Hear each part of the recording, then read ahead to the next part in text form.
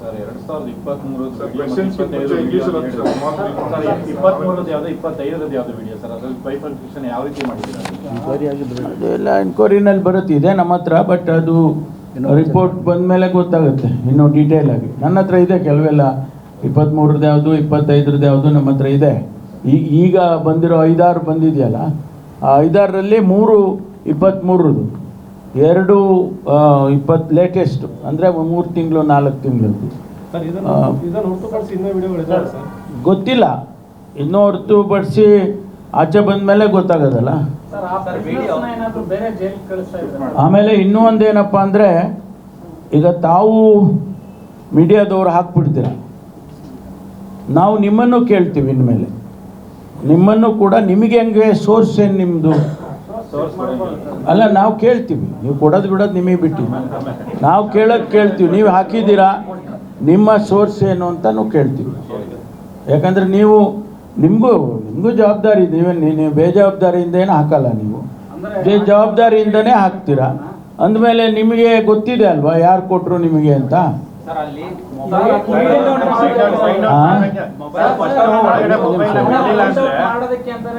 ಇಲ್ಲ, ಅವ್ರದ್ದು ಕ್ರಮ ಮಾಡೋಣ. ನೀವು ಹೇಳ್ದಂಗೆ ಅವ್ರ ಮೇಲೆ ಕ್ರಮ ತಗೊಳ್ಳೋಣ. ನಿಮಗೆ ನಿಮ್ಮ ಸಹಾಯ ತಗೋಬೇಕಲ್ಲ ನಾವು.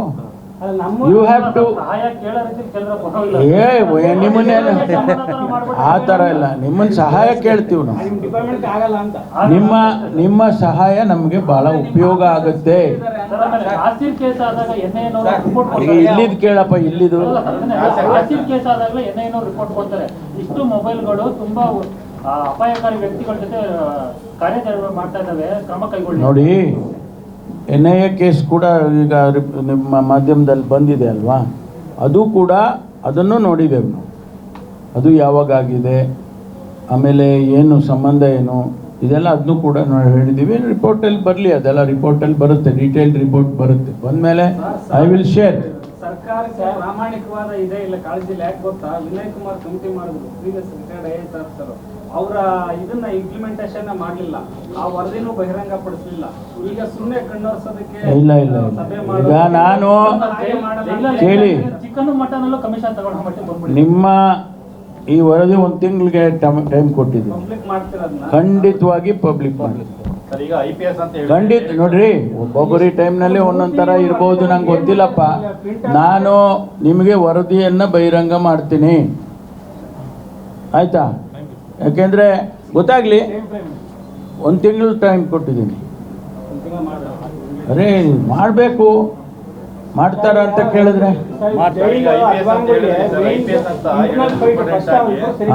IPS ನ ನೇಮಕ ಮಾಡ್ತೀವಿ ಸೂಪರಿಂಟೆಂಡೆಂಟ್ ಆಗಿ ಅಂತ. ಇಲ್ಲಿ ಕೇಂದ್ರ ಕಚೇರಿಯಲ್ಲಿ ಸಾಕಷ್ಟು ಜನ IPS ಆಫೀಸರ್ಸ್ ಇದ್ದಾರೆ. ಪ್ರತಿ ರೊಟೀನ್ ವಿಸಿಟ್ ಮಾಡಿದ್ರೆ ಇಲ್ಲಿ ತನಕ ಸೂಪರಿಂಟೆಂಡೆಂಟ್ ಮಾಡಿಲ್ಲ, ಚೀಫ್ ಸೂಪರಿಂಟೆಂಡೆಂಟ್ ಮಾಡಿಲ್ಲ.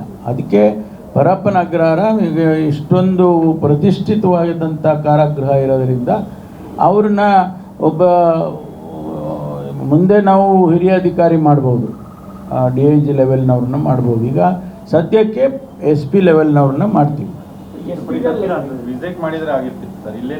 ಅಲ್ಲ, ಅದನ್ನು ನಾನು ಹೇಳಿದ್ನಲ್ಲ, ಈಗ ಪಿರಿಯಾಡಿಕಲ್ ವಿಸಿಟ್ ಮಾಡಬೇಕು ಸೀನಿಯರ್ ಆಫೀಸರ್ ಅಂತ ಈಗ ಹೇಳಿದೆ ಅಲ್ವಾ, ಅದನ್ನು ನಾವು ಗಮನಿಸಿದ್ದೀವಿ. That also I have taken note of. ಒಂದು ಪ್ರಿಸನ್ ಡಿಪಾರ್ಟ್ಮೆಂಟ್ ಯಾಕೆ ಇಷ್ಟು ಅಧ್ವಾನದವರೆಗೆ ಅಂದರೆ, ಆ ಡಿಪಾರ್ಟ್ಮೆಂಟ್ ಇಂಟರ್ನಲ್ ಫೈಟ್ ನೀವು ಏನೇ ಮಾಡಿ, ಅಷ್ಟೇ ಈಗ IPS ಹಾಕೋದು ಅಷ್ಟೇ, ಆ ಡಿಪಾರ್ಟ್ಮೆಂಟ್ ಇಂಟರ್ನಲ್ ಫೈಟ್ ಇದೆ, ಅದನ್ನ ಶಮನಗೊಳಿಸೋವರೆಗೂ ಈ ಡಿಪಾರ್ಟ್ಮೆಂಟ್ ಮಾತ್ರ ಆಗಲ್ಲ. ಅಷ್ಟು ಅದನ್ನ ಅದನ್ನ ನನಗೆ ಒಂದು ಸ್ವಲ್ಪ ಕಾನ್ಫಿಡೆನ್ಷಿಯಲ್ ಆಗಿ ನೀವೊಬ್ಬರೇ